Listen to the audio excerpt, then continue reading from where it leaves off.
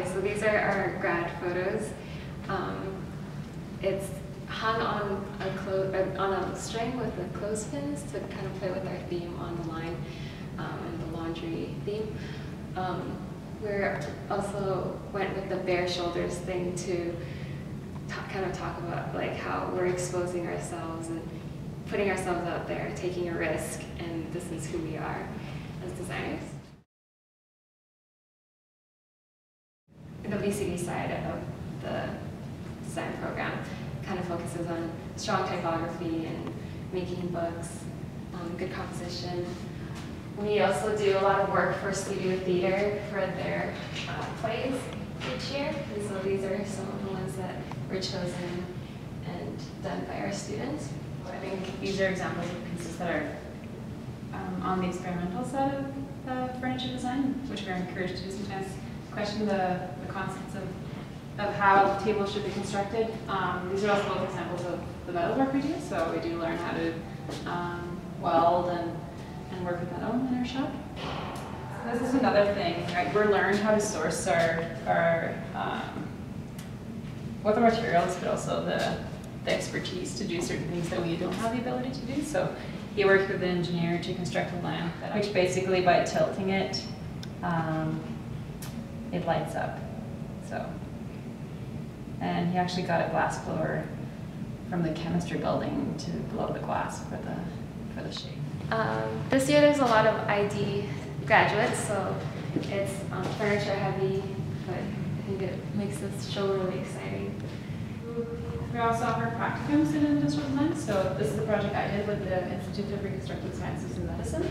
So that's another completely different aspect of design that involves medical design, and where we use 3D tools and 3D printing to develop more efficient processes in medicine. So not all of the work we do in ID is actually producible within our capacity. So we do work a lot in 3D space and do 3D modelings and 3D renders. So this is one of those projects. So we do develop quite good skills within, like in 3D modeling and rendering to communicate our ideas. So in the VCD program, we also look at logos and branding, making stationery that can kind of be used in a different system and other applications as well. And again, just kind of focusing on the form and typography and making sure that it all fits cohesively all together. This is a 3D printed piece, if I'm not wrong. That's another thing we do. That technology is now available. We even have a small 3D printer in the shop. There's also interactive media studies in 500 level. So right now, I'm also taking the interactive media course, and we're working on an app that can potentially be real, but we're kind of making a mock-up through Flash and things. So this is an example of a student's app that she made about Alberta campgrounds. So this is an example of integrative design.